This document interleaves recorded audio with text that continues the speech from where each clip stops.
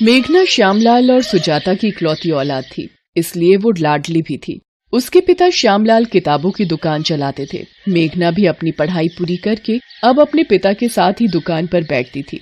मेघना बेटी, ला तेरे बालों में तेल लगा दूं? कितने दिन हुए तूने सिर की मालिश भी नहीं करवाई। लंबे बाल रखने का शौक है, पर तेल भी तो लगाया कर। माँ, तुम हो ना मेरे बालों की देख रेख करने वाली, तो मुझे क्यों चिंता होने लगी? अच्छा, ससुराल चली जाएगी तो खुद से ही अपने सारे काम करने होंगे तुझे। क्या माँ, मैं तो वहाँ भी तुम्हें ही ले जाऊंगी। अगले दिन मेघना के पिता दुकान की किताबें और स्टेशनरी खरीदने बड़े बाजार चले जाते हैं। मेघना दुकान पर बैठी होती है। जी, मुझे एक फाइल मिलेगी, बड़ी ऑफिस फाइल। जी, ये 60 रुपए और ये 80 रुपए वाली है। ये 80 रुपए वाली दे दीजिए। ये इस तरह से पेपर नहीं लग पाएंगे, रुकिए मैं आपको पेपर पंचिंग मशीन देती हूँ। थैंक यू वेरी मच, वरना कोई इतनी मदद नहीं करता। वैसे मेरा नाम राजीव है, क्या आपका नाम जान सकता हूँ? जी, मेरा नाम मेघना है। धीरे धीरे मेघना और राजीव दोस्त बन गए और अक्सर एक दूसरे को वक्त देने लगे। और फिर एक दिन, मेघना, विल यू मैरी मी? हाँ राजीव, मैं भी आपसे बहुत प्यार करती हूँ। राजीव और मेघना अपने परिवारों में बात करते हैं और दोनों की शादी हो जाती है। मेघना अपने ससुराल आती है। राजीव के परिवार में राजीव के अलावा उसके माता पिता और छोटे भाई बहन थे। रिचा, अपनी भाभी को कमरे में ले जा। जी क्या? मैं अभी और इसी वक्त आता हूँ। अच्छा रुकिए, मैं आता हूँ। राजीव, अभी इस वक्त कहाँ निकल रहे हो? बेटा, आज तो तुम्हारी शादी हुई है और बहू को यूं अकेले छोड़कर जाना जरूरी है क्या? माँ, ऑफिस में कुछ वर्कर्स दंगे पर उतर आए हैं, तो मेरे बॉस ने मुझे अर्जेंट बुलाया है। अब नौकरी में तो ऐसा ही होता है ना माँ, मुझे जाना होगा। मैं मेघना को समझा दूंगा, वो समझदार है। मेघना, मुझे थोड़ी देर के लिए ऑफिस जाना होगा। वर्कर्स स्ट्राइक करके ऑफिस में अपनी मांगों को लेकर तोड़फोड़ कर रहे हैं। जैसी ही बात सुलझेगी मैं आ जाऊंगा। मुझे भी बुरा लग रहा है ऐसे तुम्हें अकेला छोड़कर जाते हुए। कोई बात नहीं राजीव, पहले काम जरूरी है।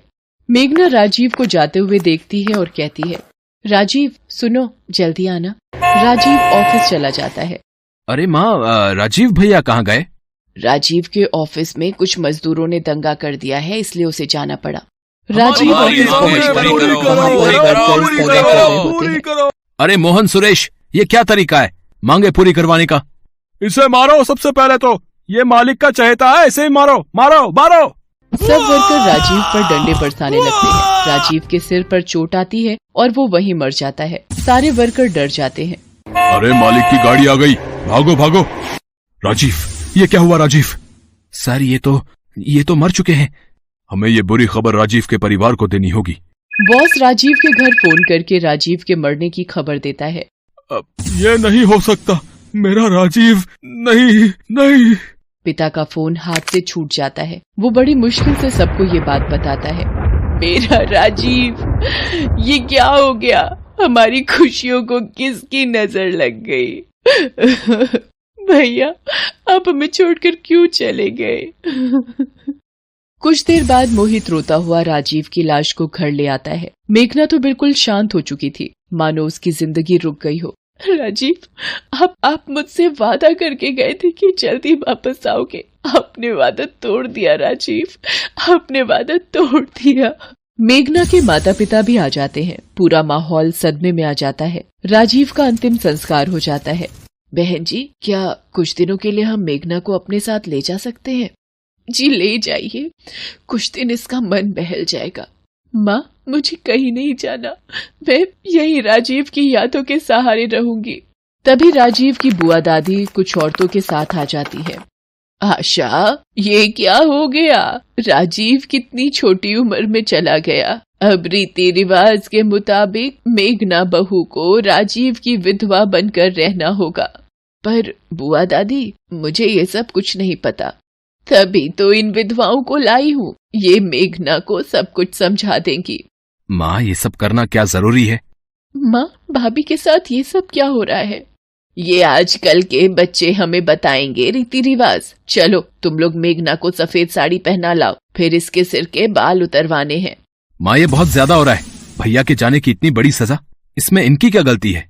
आशा जी, मेरी बच्ची के बाल मत उतरवाइए, मेरी बच्ची ये सहन नहीं कर पाएगी। सब लोग चुपचाप मेघना के साथ होते अन्याय को देख रहे थे। मेघना को सफेद साड़ी पहनाकर चौकी पर बिठा दिया जाता है। नाई मेघना के बाल उतारने के लिए उस्तरा निकालता है। बुआ दादी, क्या ये सब जरूरी है? अभी इसकी उम्र ही क्या है? अब किस्मत ही फूटी हुई है इसकी। विधवा योग था तो अब पूरी जिंदगी विधवा बहू बनकर ही रहना होगा। मेघना रोए जा रही थी। सब लोग उसके साथ ये सब होता देख रहे थे, पर कोई भी उसके लिए कुछ कर नहीं पा रहा था। मेरी बच्ची मेघना, भाभी। मेघना बिल्कुल मायूस हो चुकी थी। उसके आंसू सूख रहे थे। उसकी किस्मत का फैसला भगवान के हाथ में था। तभी मोहित तेजी से मेघना की तरफ जाता है और उसका हाथ पकड़कर घर के मंदिर की तरफ ले जाता है और मंदिर में रखे सिंदूर को मेघना की मांग में भर देता है। सब लोग हैरान रह जाते हैं। ये क्या अनर्थ कर दिया इस लड़के ने? विधवा बहू से शादी कर ली। चलो चलो यहाँ से, कैसे पापियों का घर है। मेघना मोहित को चाटा लगा देती है और कमरे में जाकर फूट फूट कर रोने लगती है। आशा, कहीं ना कहीं मोहित ने जो किया है वो ठीक ही तो है। मेघना से शादी करके मोहित ने मेघना की जिंदगी में फिर से रंग भर दिए हैं। अभी उस बेचारी ने देखा ही क्या है। शायद आप ठीक कह रहे हो जी। हम भी तो ये सोच सकते थे, पर पुराने रीति रिवाजों के पल्ले में बंद कर आज एक बहू के साथ अन्याय कर रहे थे। मेघना, मेरी बच्ची, मैं जानती हूँ राजीव की यादें तुम नहीं भुला सकती, पर तुम्हें इस हालत में देखकर राजीव की आत्मा भी दुखी होगी। सब लोग मिलकर मेघना को समझाते हैं और मोहित के फैसले की सराहना करते हैं। मेघना की जिंदगी में फिर से एक बार रंग भर जाते हैं। एक विधवा बहू की शादी करके खुशियां मेघना की जिंदगी में फिर से दस्तक देती हैं।